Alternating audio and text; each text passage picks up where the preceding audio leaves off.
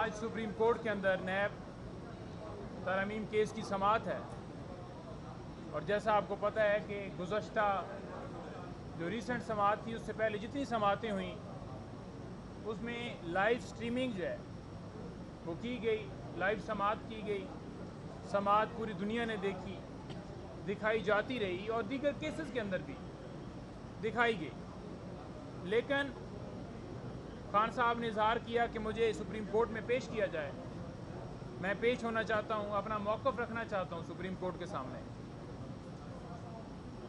خان صاحب کو ایک تو پیش نہیں کیا گیا، سیکیورٹی کا کام حکومت کا ہوتا ہے اور حکومت نے سیکیورٹی فراہم کرنی ہے، لیکن نہ سیکیورٹی فراہم کی گئی بلکہ ویڈیو لنک کے ذریعے انہیں پیش کیا گیا، اور اس چیز کے اوپر بھی اتنی زیادہ جو ہے وہ تکلیف تھی کہ تقریباً 100 کے قریب لوگ جو آخری ہیئرنگ تھی اس کے اوپر اندر کورٹ کے اندر موجود تھے، جو کسی کو ہلنے جلنے نہیں دے رہے تھے، اور ان کا صرف اور صرف مقصد یہ تھا کہ واچ کرنا ہے کہ کہیں سے خان صاحب کی تصویر نہ بن جائے۔ کسی مرد مجاہد نے تصویر بنائی اور وہ لیک ہوئی، اس کے اوپر انکوائری شروع کر دی گئی ہے۔ جہاں دبئی سکینڈل، آپ نے پراپرٹیاں ملک کا پیسہ لوٹ کر باہر بنائیں جس کا آپ کوئی منی ٹریل نہیں دے رہے، اس چیز کو آپ نے دبا دیا ہے۔ گندم سکینڈل ہو جس میں کھربوں کا ٹیکہ لگا دیا آپ نے، اس کے اوپر کوئی سدباب نہیں ہے، صرف اور صرف ٹارگٹ جو ہے عمران خان ہے۔ ہم آج بھی یہ کہتے ہیں کہ سپریم کورٹ کے اندر سماعت ہے تو اس میں خان صاحب جب پیش ہوں تو لائیو سٹریمنگ دکھائی جائے، کیونکہ کے پی حکومت نے ایک سپریم کورٹ میں درخواست دی ہے جس میں انہوں نے استدعا کی ہے کہ لائیو سماعت دکھائی جائے۔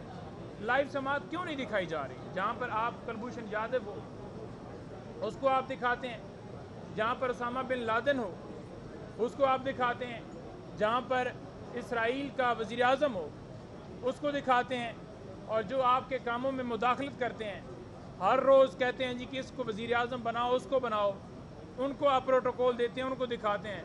تو عمران خان کے اوپر تو مقدمات ہیں اور مقدمات عدالتوں میں چل رہے ہیں، اور جو ہی کوئی سزا اگر دی جاتی ہے 2 دن میں 1 دن میں، جیسے آپ کو پتہ ہے سپیڈیں لگائی گئی ہیں، تو ہائی کورٹ میں جب کیس آتا ہے تو کنوکشن ختم ہو جاتی ہے، اسی بنیاد پہ ختم ہوتی ہے۔ آج 9 مئی کے کیسز، ان میں خان صاحب کی بریت ہوئی ہے، اور خان صاحب اس بنیاد کے اوپر بری ہوئے ہیں، اس بنیاد کے اوپر وہ سرخرو ہوئے ہیں کہ پراسیکیوشن جو ہے وہ کوئی ایویڈنس پیش ہی نہیں کر پائی۔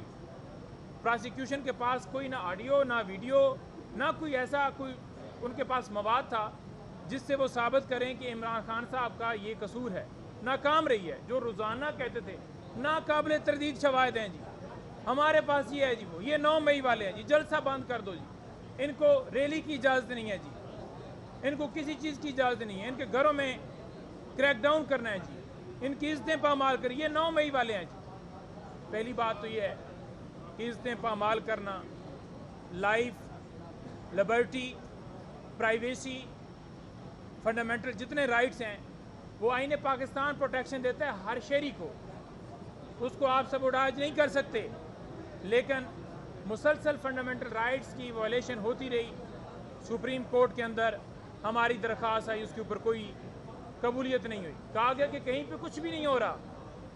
اور میں آپ کے سامنے یہ بھی کہتا ہوں کہ کل خان صاحب نے یہ کہا ہے کہ انوار کاکڑ، اس کی سٹیٹمنٹ اور کمشنر راولپنڈی کا بیان دونوں بڑے اہم ہیں، جو ایڈمٹ کر رہے ہیں کہ کس طرح دھاندلی کی گئی، کس طرح 70,000 کی لیڈوں کو کنورٹ کیا گیا۔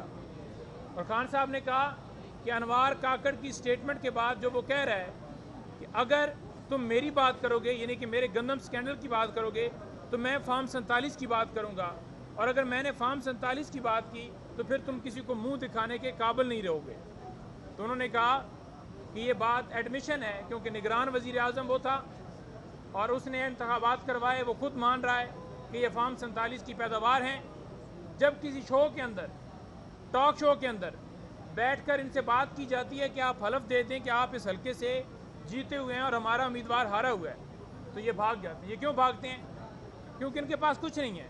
अब तारिक फजल चौधरी को इस्लामाबाद हाई कोर्ट ने आखिरी मौका दिया है, क्योंकि इस मौके के ऊपर भी वो फार्म 45, 46, 47 नहीं लेकर आया, साथ जुर्माना भी किया गया है।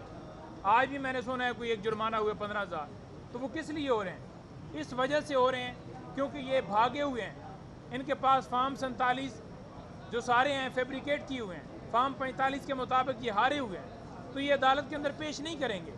इसीलिए इलेक्शन एक्ट जो आपके सामने है कि वाज़ेह तौर पर जैसे इलेक्शन करवाया गया, अब इलेक्शन ऑर्डिनेंस के ज़रिए ये चाहते थे कि ट्राइब्यूनल्स के जो जजेस हैं वो रिटायर्ड जस्टिस साहबान हों, वो भी लिए जा सकते हैं। तो हम बड़ा अप्रिशिएट करते हैं लाहौर हाई कोर्ट को, जिन्होंने कहा कि जो 6 जजेस के नाम भिजवाए गए हैं वो ही अप्रूव किए जाएँ। और सेकंड बात, जो नया नैब तरमीमी ऑर्डिनेंस लाया गया है, अब आप देखें कि यहाँ पर मुकदमा पहले ज़ेर इल्तवा है, जिसमें आपने 50 करोड़ तक करप्शन को जो है कहा कि वो नैब के ज़ुमरे में नहीं आती, तो सुप्रीम कोर्ट यही पूछती है कि वो फिर किसके ज़ुमरे में आती है, वो फिर मुकदमात कहाँ चलेंगे? लेकिन उस चीज़ का कोई जवाब नहीं है। सिर्फ अपने मुकदमात ख़त्म करवाने के लिए सारी तरमीम की गई, और अब जो रिमांड दिया गया है कि 14 दिन से बढ़ाकर 40 दिन किया जाए, ये सिर्फ और सिर्फ इमरान खान के ऊपर एक नया केस, तोशाखाना केस जो पार्ट 4 स्टार्ट किया गया है कि उसमें गिरफ्तारी हो तो खान साहब की बेल जल्दी से जल्दी जो है वो उसको लगाई ना जाए, तो इसलिए उन्होंने इसमें भी तरमीम की है। और एक करप्ट ऑफिसर की जहां 5 साल सजा थी उसको 2 साल कर दिया गया है। आप देख लें इनके कारनामे, आप देख लें इनकी हरकत। और 8 फरवरी को जिस तरह आवाम ने इमरान खान को जितवाया, जिस तरह मैंडेट आवाम ने कप्तान को PTI को दिया, जिस तरह उसके ऊपर डाका डाला, हम किसी सूरत उसको कबूल नहीं करते। और इंशाअल्लाह ताला कप्तान ने एक कहा है कि आप जलसों के हवाले से शेड्यूल जो है वो जारी करें, जो इत्तेहादी जमातें सारी एक अलाइंस है, इंशाअल्लाह ताला शेड्यूल जो है वो जल्द आपके सामने आएगा। पंजाब में जलसे ख़ास तौर पर होने जा रहे हैं। हमने अदालतों से रजू किया हुआ है और हम ये सदा अदालतों से कर रहे हैं कि डिप्टी कमिश्नर साहब जो कि RO लगाए गए थे इसी सुप्रीम कोर्ट की तरफ से कि ये इलेक्शन के ROs DROs होंगे, जो पहले 3 MPU के तहत लोगों को उठाते थे, अगवा करते थे, एक बेल होती थी, दूसरी फिर जब अदालत कहती थी कि ज़मानत होगी, अब आपने इनको गिरफ्तार नहीं करना, वो फिर उठा लेते थे। तो वो जो डिप्टी कमिश्नर्स हैं वो अब जलसों की इजाज़त नहीं दे रहे, रैली की इजाज़त नहीं दे रहे। हमारा कोई जलसा एहतजाज होता है दफ़ा 144 लगा देते हैं। तो हमने अदालतों से ये इल्तिजा की है कि हमें जलसे जुलूस रैलियाँ करने की इजाज़त दी जाए, क्योंकि आईन पाकिस्तान हर शहरी को हक देता है।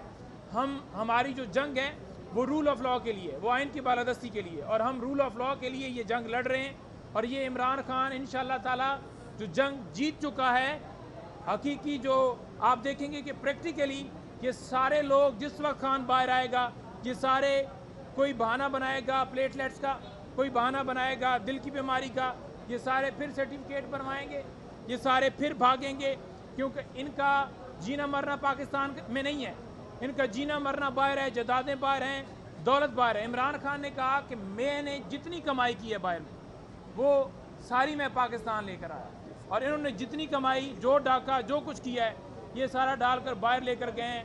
अगर ये पाकिस्तान लाते तो हमारी इकॉनमी बेहतर होती ना। तो ये मुल्क दुश्मन है। इमरान खान मुहिब वतन पाकिस्तानी है। अभी इस समाज के बाद मैं जा रहा हूँ अडयाला जेल, और इंशाअल्लाह ताला मज़ीद आपके सामने फिर तफसीलात लाएंगी। कोई सवाल है तो वो कर लें, बाकी जो है कल के वाक़े के बारे में क्या समझते हैं कि जो वाक़या हुआ?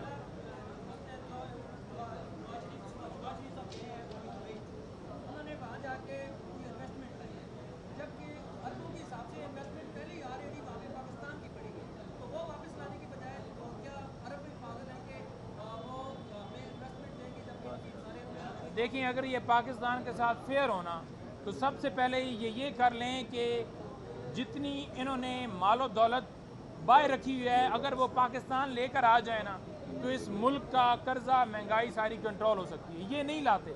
और दूसरी बात, हम तो खुशाइन बात कहते हैं कि हमारे मुल्क के अंदर सरमायाकारी हो। इमरान खान हमेशा कहता है कि मुल्क के अंदर सरमायाकारी हो, लेकिन मसला क्या है, सरमायाकार क्यों भागता है या क्यों भागेगा?